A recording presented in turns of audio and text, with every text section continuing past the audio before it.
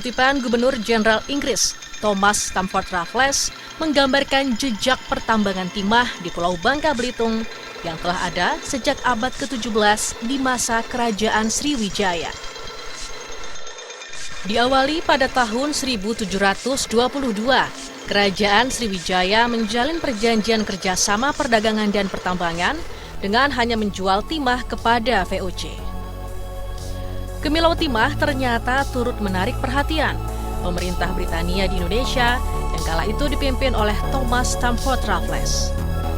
Timah pun menjadi rebutan di antara VOC dan pemerintah Britania karena negara Eropa membutuhkan timah untuk pembangunan.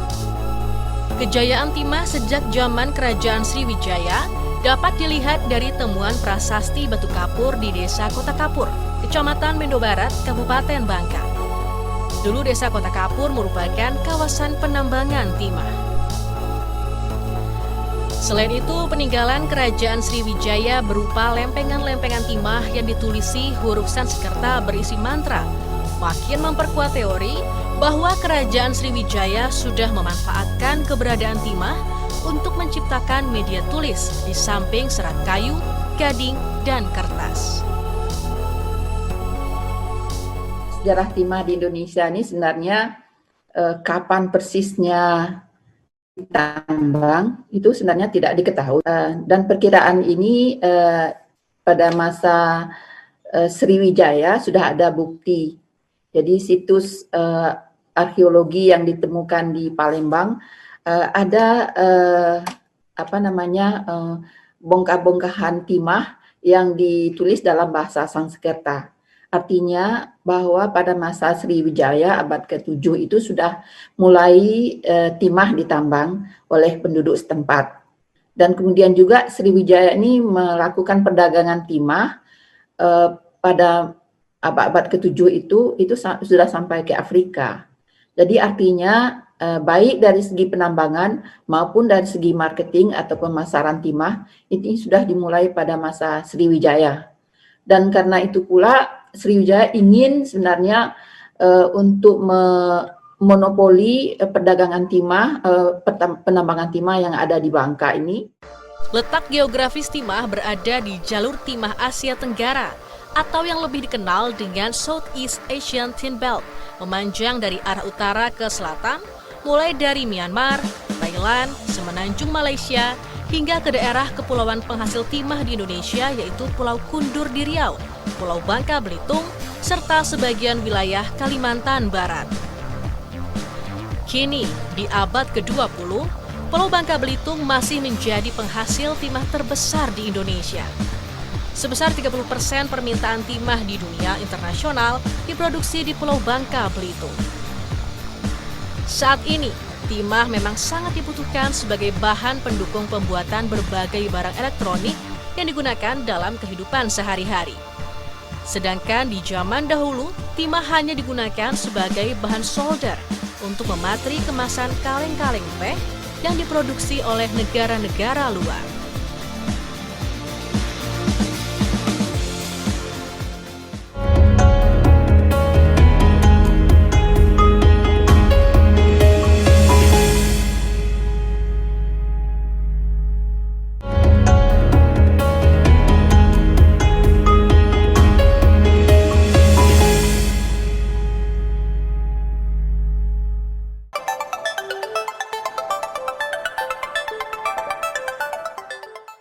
Berdasarkan data Asosiasi Timah Internasional tahun 2020, produksi tahun 2019, Indonesia menempati peringkat kedua sebagai produsen timah terbesar di dunia.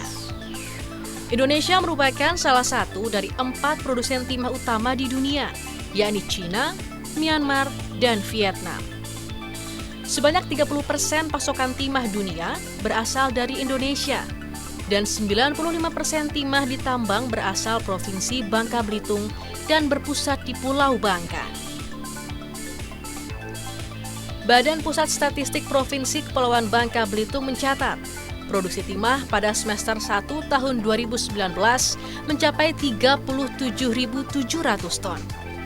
Jumlah ini naik 3 kali lipat dibandingkan periode yang sama pada tahun sebelumnya, hanya 12.300 ton. Sedangkan penjualan timah tercatat sebesar 31.600 ton dengan rincian 98% masuk ke pasar ekspor, sisanya dijual ke dalam negeri. Ekspor timah pada Agustus 2019 mencapai 93,6 juta dolar Amerika Serikat. Adapun pangsa pasar timah terbesar adalah kawasan Asia. Saat ini, negara Singapura masih menjadi negara tujuan utama ekspor timah Provinsi Kepulauan Bangka Belitung. Sekitar 53,74% ekspor timah pada Januari hingga Agustus 2019 dikirim ke negara Singa Putih.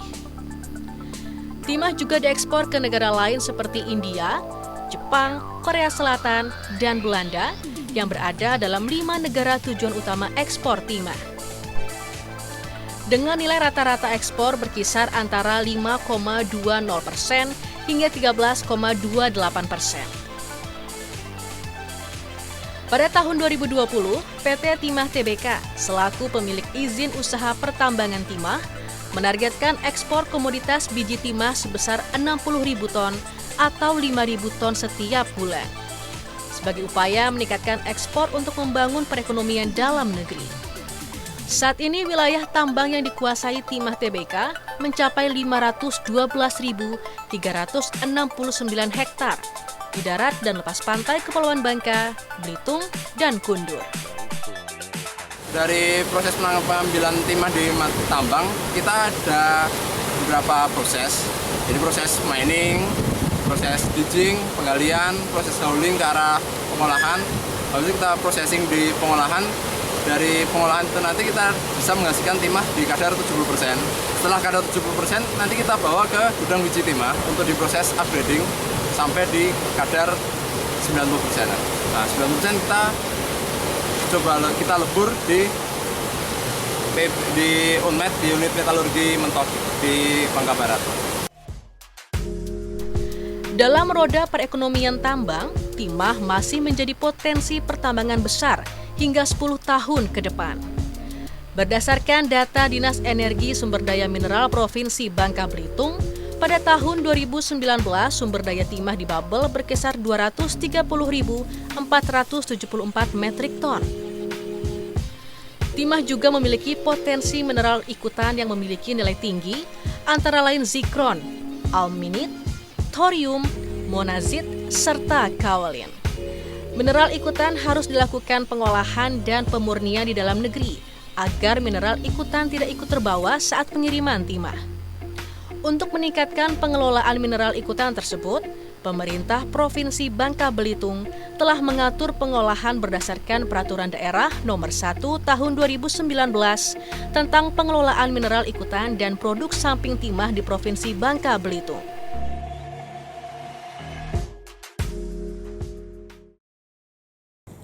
Perlu diinformasikan bahwa dalam bisnis pertimahan atau pelaksanaan usaha pertambangan timah kita mendengar istilah tiling. Oke, saya definisikan, saya jelaskan bahwa tiling adalah hasil proses pengayaan mineral, upgrading mineral untuk timah. Itu ada konsentratnya yang diambil, ada yang sisa buangan yang namanya tiling. Nah, di dalam tiling itulah ada beberapa mineral yang secara ekonomik masih menguntungkan. Itulah yang disebut orang mineral ikutan. Banyak mineral ikutan dalam timah. Mulai dari ilmenit, zirkon, rutil, ada titanium, dan sering disebut sekarang lagi viral monazit.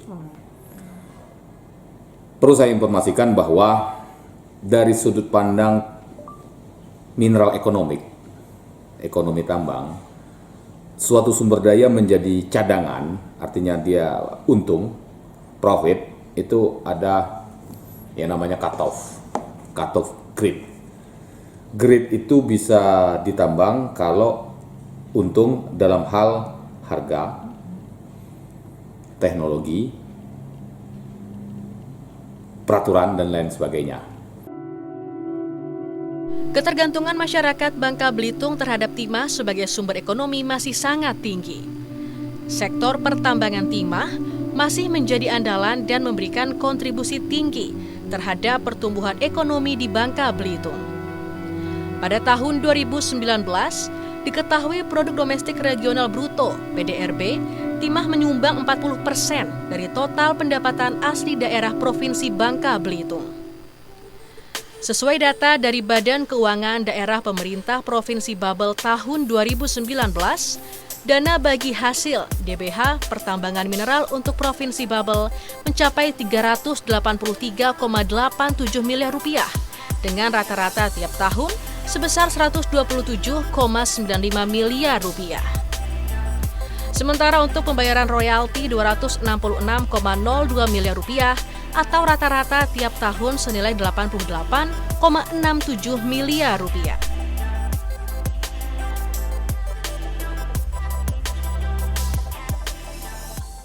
Memang pertambangan itu adalah masuk 40% PDRB kita. Tetapi lantas kita tidak boleh santai, terpaku dengan penerima PDRB 40% dari pertambangan ini.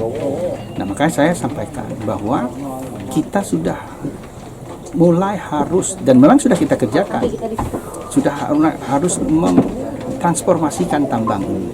Tambang ini dibiarkan saja, dia tetap begitu saja. Tetapi kalau sektor lain harus ada treatment di sektor pertanian dan lain sebagainya. Nah, pengalaman kita di saat masa pandemi ini, di mana sektor-sektor pada terjun payung, pertanian tumbuhnya tinggi. Untuk di Provinsi Bangka Belitung ini pertanian sekarang sudah tumbuh 22,7%. Pertambangan tinggal 7%. Hotel dan restoran apalagi turun. Jadi mumpung masih ada pertumbuhan di pertambangan ini, yuk kita manfaatkan sama-sama mentransformasi ke sektor lain. Tetapi harus didukung dengan sektor pertambangan, bukan pertambangan ditiadakan, tidak mungkin begitu. Dampak sosial ekonomi pertambangan timah di Bangka Belitung telah menciptakan penyediaan lapangan kerja dan meningkatkan pertumbuhan ekonomi masyarakat di Bangka Belitung. Kini, pemerintah Provinsi Bangka Belitung mulai bertransformasi ke sektor pariwisata, pertanian, dan perikanan yang merupakan potensi unggulan di Provinsi Bangka Belitung. Salah satunya melalui upaya pemulihan dan pemanfaatan lahan bekas penambangan timah di Provinsi Bangka Belitung.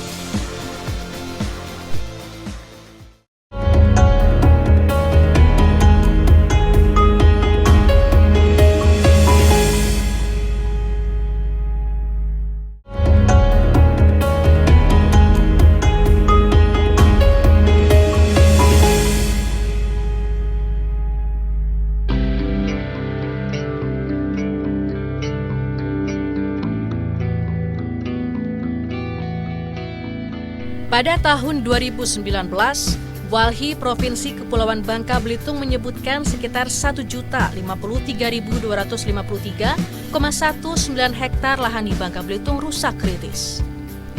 Luasan itu 64,12% adalah luas daratan.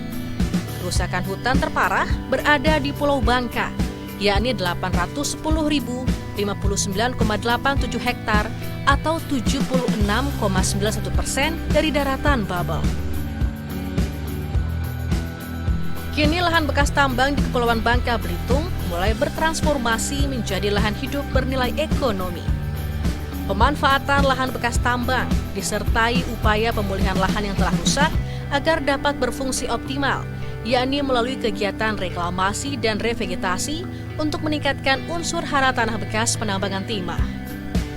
Berbagai upaya mengembalikan kandungan organik atau unsur hara tanah mulai dilakukan. Tahapan penataan lahan yang akan direklamasi diawali penimbunan kolong dan perataan tanah timbunan. Untuk menambah kandungan organik pada tumpukan timbunan yang minim unsur hara, dilakukan dengan menyebarkan jenis tanaman yang mudah tumbuh seperti kacang-kacangan yang disebut cover cropland. Peningkatan kandungan organik pada tanah di lahan eks tambang menjadikan lahan dapat digunakan sebagai lahan pertanian. Dinas Pangan dan Pertanian Kabupaten Bangka, Provinsi Bangka Belitung, mampu menciptakan inovasi lahan bekas tambang timah untuk budidaya padi sawah atau abang timah untuk budisa yang menghidupkan kembali lahan bekas tambang untuk budidaya padi. Pengelolaan lahan bekas tambang menjadi lahan sawah ini dilakukan di Kelurahan Sinar Jaya Jelutung, Kecamatan Sungai Liat, Kabupaten Bangka sejak tahun 2015. Pemerintah setempat aktif menerjunkan tenaga penyuluh pertanian lapangan atau PPL untuk membimbing para petani yang tergabung dalam kelompok tani untuk dapat melakukan budidaya padi sawah di lahan bekas tambang dengan tepat. Pasti untuk dari Kabupaten Bangka sendiri, kita mendampingi banyak kegiatan untuk di lahan bekas tambang, khususnya di tanaman padi sawah ini. Yang pertama diantaranya kita harus menggunakan bibit unggul. Yang kedua adanya bantuan sapi dari pemerintah Kabupaten Bangka untuk kelompok tani ini. Kaitannya adalah dengan untuk memperbaiki struktur tanah. Dari kegiatan ini, sapi tersebut diharapkan petani mampu secara mandiri menghasilkan pupuk organik yang akan dikembalikan ke tanah lahan bekas tambang ini. Itu salah satu teknologi yang ada yang kita terapkan di lahan bekas tambang ini, sejalan dengan program dari Kabupaten Bangka sendiri.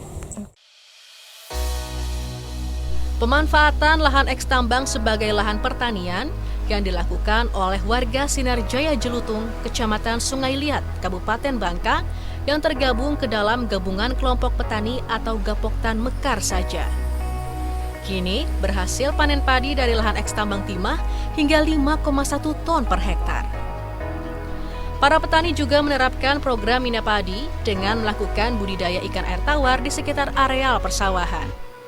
Budidaya ikan memanfaatkan kolong atau lahan bekas galian tambang timah untuk digunakan sebagai lahan budidaya ikan air tawar.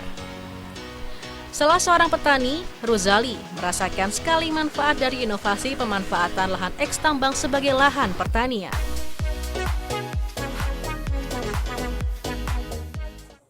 Ini kan lahannya bekas tambang tempo dulu. Kalau nggak salah itu tambang ini sebelum tahun 70-an.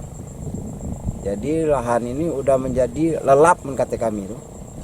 Lah jadi apa itu namanya itu? Rawa lah. Nah, karena saya pikir rawa ini terabaikan, tidak dimanfaatkan, saya coba manfaatkan untuk menjadi lahan produktif yang tadinya tidak produktif. Ya saya panggillah kawan-kawan, suruh Pak Supian mencarinya. Terbentuklah kami kelompok. Tidak mencoba menanam tanaman lain Pak selain padi? Saya mencoba seperti palawija, cabai, kacang, sayur-sayuran, ubi. Pokoknya jenis palawija lah kami coba. Itu gimana Pak? Apakah berhasil juga atau? Itu kalau memang lahannya bisa diolah dengan layak, itu bisa menghasilkan. Keberhasilan reklamasi lahan bekas tambang di Kepulauan Bangka Belitung disesuaikan dengan jenis galian lahan. Karena tidak semua wilayah bekas tambang dapat ditanami, khususnya di sebagian daerah yang kolong airnya sangat dalam hingga mencapai puluhan meter. Bekas galian seperti ini secara alami akan membentuk danau kaolin yang kemudian dimanfaatkan oleh pemerintah setempat sebagai destinasi wisata. Salah satunya adalah Danau Kaolin atau sering disebut masyarakat setempat Kulong Biru yang berada di Desa Nibung, Kecamatan Koba, Kabupaten Bangka Tengah yang berjarak 60 km dari ibu kota Provinsi Bangka Belitung, Pangkal Pinang. Melalui jalur darat, Danau Kaolin di Desa Nibung ini memakan waktu tempuh selama 60 menit. Di danau ini, para pengunjung akan dimanjakan oleh danau berair biru yang merupakan kulong atau bekas tambang biji timah yang telah lama ditinggalkan. Bukit berwarna putih yang mengelilingi danau akan makin memanjakan mata para pengunjung untuk terus menikmati pemandangan indah di danau ini. Keunikan danau ini berhasil menjadi nominasi destinasi unik terpopuler pada Anugerah Pesona Indonesia 2019. Kini Danau Kaolin di Desa Nibung merupakan destinasi wisata andalan di Kabupaten Bangka Tengah. eks tambang ini yang saat ini kita data itu ada di Nibung, Kolong Biru. Terus kalau di Belitung itu Kolong Biru yang di Belitung, eks tambang juga. Terus di di Open Pit 6 Salu yang merupakan salah satu geoset. Terus yang kemarin baru akan berkembang itu di Kabupaten Bangka, yaitu adalah kawasan eks tambang di daerah Desa Aijungkung itu yang kawasan tambang reklamasi. Jadi itu yang kita memang lagi kita memiliki potensi, tetapi memang belum terkelola secara maksimal gitu. Tapi upaya itu bukan berarti kita itu anti dengan tambang, tidak. Tetapi pada saat lahan itu sudah tidak dimanfaatkan lagi, maka pariwisata bisa menjadikan lahan tersebut menjadi kawasan pariwisata, seperti itu. Pemanfaatan lahan bekas tambang timah yang juga berhasil dipulihkan adalah Kampung Reklamasi Air Jangkang di Desa Riding Panjang, Kecamatan Merawang, Bangka, Kepulauan Bangka Belitung yang merupakan daerah agrowisata seluas 32 hektar. Hanya berjarak 15 km dari pusat ibu kota Pangkal Pinang, para pengunjung dapat menikmati konservasi satwa luar di kawasan lahan eks tambang. Kampung reklamasi ini lahir dari kerjasama masyarakat, PT Timah, dan pemerintah setempat dalam melakukan reklamasi dengan pengembalian keanekaragaman hayati. Di sekitarnya juga ditanami berbagai jenis tanaman reklamasi yang bervariasi dan produktif menghasilkan dalam waktu 5 hingga 6 tahun seperti karet, jambu mete, mahoni, sengon, akasia, gaharu, dan durian lokal. Kegiatan pertambangan timah di Kepulauan Bangka Belitung telah menjadi jati diri masyarakat Bangka Belitung, sekaligus penggerak utama roda perekonomian di provinsi berjuluk Sepintu Sedulang ini. Pemerintah provinsi, perusahaan timah, dan masyarakat saling bekerja sama dengan mengupayakan pemulihan dan pemanfaatan lahan bekas tambang secara optimal untuk bidang pertanian, peternakan, serta pariwisata. Hal ini juga merupakan langkah pemerintah setempat untuk mempersiapkan masyarakat agar turut menggerakkan roda perekonomian di sektor non-pertambangan untuk terus menjaga kesinambungan perekonomian masyarakat kelak.